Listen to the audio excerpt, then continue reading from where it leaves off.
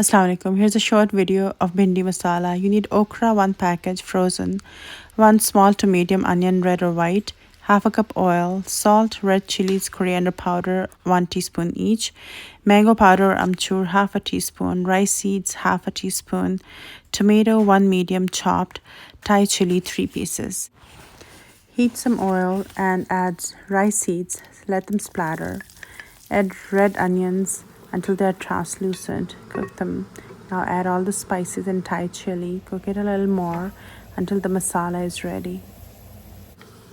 Add bhindi or okra and stir. You'll have to stir it for a few minutes until it changes color and loses some of its stickiness.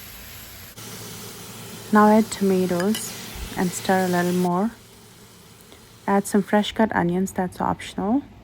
Cover and simmer on medium until water is reduced. Serve with roti.